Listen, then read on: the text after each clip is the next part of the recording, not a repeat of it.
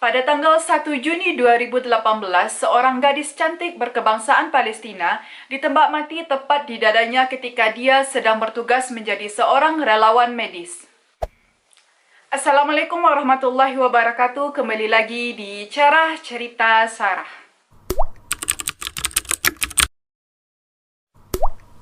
Halo teman-teman semuanya, di video kali ini aku mau bercerita tentang kisah yang sangat pilu bagi rakyat Palestina. Dan tidak hanya bagi rakyat Palestina, kisah ini juga mengundang simpati bagi masyarakat dunia. Kisah ini berhubungan dengan seorang gadis yang ditembak mati ketika dia bertugas menjadi relawan medis. Nah, siapakah dia? Oke, sebelum masuk ke ceritanya, jangan lupa untuk klik like, subscribe, dan juga share video ini ke teman-teman kalian semuanya.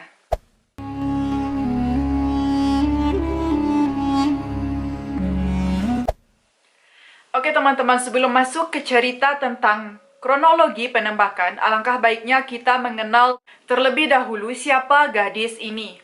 Namanya Razan Al-Najjar. Gadis ini masih sangat muda, yakninya berumur 21 tahun. Dia merupakan warga Palestina, tepatnya dia tinggal di daerah Khazan, yakninya sebuah desa pertanian yang berada di dekat perbatasan Israel, sebelah timur dari Khan Yunis, Gaza, Palestina. Ayah dari gadis ini memiliki nama Ashraf Al-Najjar, yang mana dahulunya ia memiliki sebuah toko onderdil motor.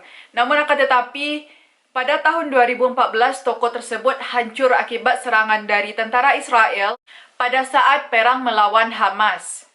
Nah, bagi teman-teman yang belum tahu apa itu Hamas, Hamas adalah sebuah pergerakan dari masyarakat Islam di Palestina untuk memperoleh kembali kemerdekaan mereka dari kaum-kaum Zionis. Nah, sejak saat kejadian tersebut, ayah dari Razan ini pengangguran. Razan merupakan anak pertama dari 6 orang bersaudara. Menurut ayahnya, Razan ini tidak memiliki nilai yang cukup bagus untuk masuk ke sebuah universitas. Dan karena hal tersebut, ia mengikuti pelatihan paramedis di sebuah rumah sakit Nasser, yakninya di Khan Yunis. Dan kemudian dia menjadi seorang relawan medis di Palestina. Nah, ini merupakan sebuah lembaga non-pemerintah. Razan adalah seseorang yang bekerja secara sukarela di Palestinian Medical Relief Society. Dan dia bekerja hanya beberapa ratus meter dari rumah keluarganya. Nah, sebelumnya, Razan Al-Najjar ini juga pernah diwawancarai oleh media. Dan media menanyakan kenapa dia mau ikut terjun untuk menjadi relawan medis di sebuah peperangan tersebut. Namun dengan sangat bangga dan juga mengharukan, Razan menjawab dengan dia akan merasa sangat malu apabila dia tidak ikut untuk membantu warga-warga Palestina. Dan juga dia merasa bahwa itu sudah menjadi tugas dan kewajibannya untuk menolong warga-warga Palestina yang terluka. Nah, hal ini dikutip dari wawancara dari Al Jazeera dengan Razan Al-Najjar ini pada bulan April tahun 2018. Selain itu, Razan Al-Najjar juga mengatakan bahwa tugas untuk menjadi seorang medis itu bukan hanya untuk seorang laki-laki, namun untuk wanita juga. Dan hal ini dikutip dari New York Times. Sebenarnya, Razan ini sebelumnya juga pernah terluka. Dia pernah pingsan 2 kali ketika dia menghirup gas dan juga pergelangan kakinya pernah cedera ketika dia sedang berlari menuju pendemo yang terluka. Oke teman-teman, selanjutnya kita masuk ke kronologi penembakan Razan Al-Najjar.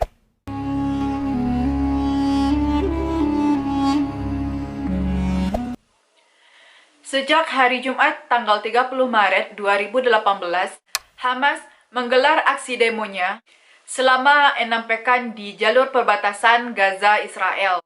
Warga Palestina menuntut agar warga-warga Palestina yang tinggal di pengungsian agar bisa kembali ke tanah mereka yang dirampas oleh Israel. Sejak Israel berdiri pada tahun 1948, kurang lebih sebanyak 750.000 penduduk Palestina diusir dari rumah dan desanya. Selain itu, aksi yang dilakukan juga digelar untuk memprotes blokade wilayah dari Gaza. Razan merupakan salah satu relawan medis yang ada di pergerakan tersebut.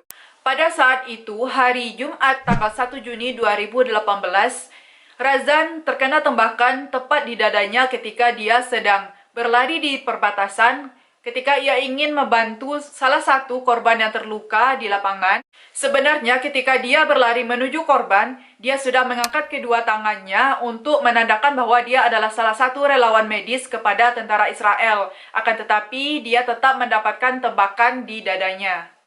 Hal ini dikatakan oleh salah seorang saksi kepada kantor berita Reuters, yang mana kata saksi tersebut, pada saat kejadian, Razan mengangkat tangannya tinggi-tinggi dan mengatakan untuk menandakan bahwa dia adalah seorang relawan medis. Akan tetapi, tetap saja tentara Israel itu menembaknya dan tembakan tersebut mengenai dadanya. Dan juga ada salah seorang saksi lain yang berkata, pada awalnya si Razan ini tidak mengetahui bahwa dirinya tertembak.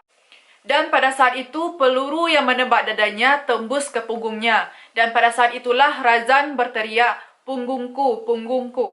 Lalu kemudian dia jatuh ke tanah. Mustafa Barghouti, yang merupakan presiden dari PMRS, menjelaskan bahwa Razan tertembak di dada. Meskipun dia jelas-jelas menggunakan rompi putih, berlambangkan bulan sabit dan juga palang merah. Dan juga lambang dari PMRS yang melambangkan bahwa dia itu adalah salah seorang tenaga medis. Tak lama setelah kejadian ini terjadi, Razan Al-Najjar dinyatakan meninggal dunia. Dan tepatnya pada tanggal 2 Juni 2018, Razan Al-Najjar dimakamkan. Jenazah dari Razan ini dibawa melewati jalanan Gaza dengan dibungkus oleh bendera Palestina. Pada saat itu, ayah dari Razan ini membawakan jaket dari Razan ketika dia bertugas yang sudah berlumuran darah. Ribuan orang yang mengiringi jenazah dari Razan ini merasakan duka yang sangat dalam dan juga perasaan yang marah.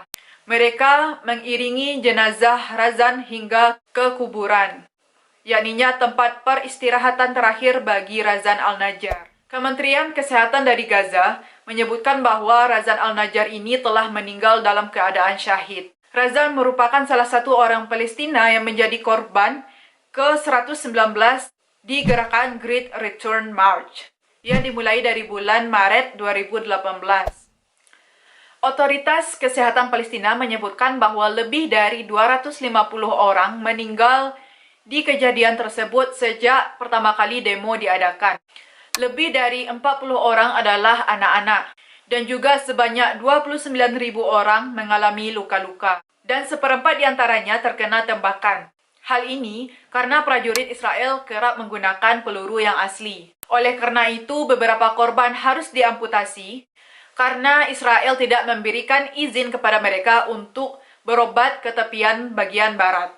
Lembaga dari Save the Children mengatakan bahwa lebih dari 3.000 anak-anak yang terluka dalam aksi tersebut, yang membutuhkan penanganan yang serius. Dan aksi dari Great Return March tetap terus dilanjutkan setiap hari Jumatnya.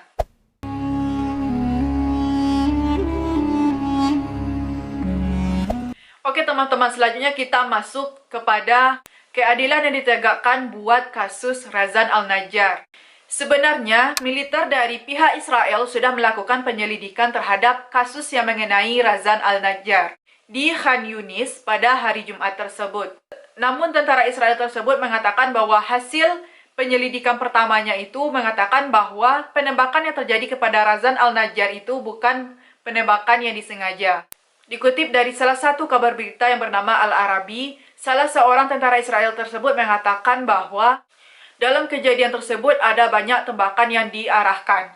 Dan dia juga mengungkapkan bahwa tidak ada tembakan yang sengaja ditujukan untuk si Razan Al-Najjar. Nah, pada saat tersebut, tentara Israel itu mengatakan bahwa penyelidikan terhadap kasus Razan ini akan tetap dilanjutkan dan juga diserahkan kepada Departemen Advokat Militer. Insiden penembakan yang terjadi kepada Razan Al-Najjar ini memicu kemarahan dari dunia internasional. Israel telah dinilai melanggar berbagai hukum internasional yang berhubungan dengan eskalasi di perbatasan Gaza-Israel, termasuk penempatan tenaga medis dan juga jurnalis sebagai sasaran tembakan. Kematian dari gadis yang berumur 21 tahun tersebut dianggap sebagai salah satu pelanggaran hukum internasional yang mewajibkan perlindungan terhadap warga sipil. Ada sebuah pernyataan resmi yang dikutip dari surat kabar Asy-Syarq Al-Awsat yang terbit pada hari Selasa 4 Juni 2018 yang mengatakan bahwa ini merupakan rangkaian aksi Israel yang gagal memberikan perlindungan terhadap petugas kesehatan, tim penyelamat, dan juga awak media. Akibat kejadian ini, Liga Arab mendorong adanya sanksi dari internasional untuk memberikan efek jera kepada pemerintahan Israel. Dan organisasi tersebut mengatakan bahwa kejadian yang serupa mungkin saja akan terjadi di masa depan apabila kejadian tersebut diabaikan dan terus dibiarkan. Dan lanjutan dari pernyataan resmi tersebut, dia mengatakan bahwa aksi Amerika Serikat yang menghalangi resolusi yang dapat menghentikan terus tumpahnya darah warga Palestina seakan-akan memberikan pembenaran terhadap tentara Israel. Perserikatan Bangsa-Bangsa melalui Koordinasi Urusan Kemanusiaan mengaku sangat prihatin dan menyerukan pentingnya perlindungan untuk pekerja medis. Kematian Razan Al-Najjar ini sangat membuat masyarakat internasional mengecam tentara Israel. Mereka sangat menyayangkan mengapa seorang tenaga medis yang jelas-jelas menggunakan rompi berwarna putih dan juga memiliki lambang palang merah tetap mengenai tembakan. Oke teman-teman, itu adalah sedikit informasi yang telah aku kumpulkan mengenai kasus Razan Al-Najjar ini. Namun aku tidak menemukan bagaimana kelanjutan dari kasus ini dan bagaimana penegakan keadilan yang dilakukan oleh pemerintah, baik itu pemerintah Gaza dan juga Israel terhadap Razan Al-Najjar. Bagi teman-teman yang sudah mengetahuinya, silakan komen di bawah. Oke teman-teman, mungkin sekian dulu dari videoku kali ini. Sampai jumpa di videoku yang selanjutnya. Assalamualaikum warahmatullahi wabarakatuh. Masya Allah, tabarakallah.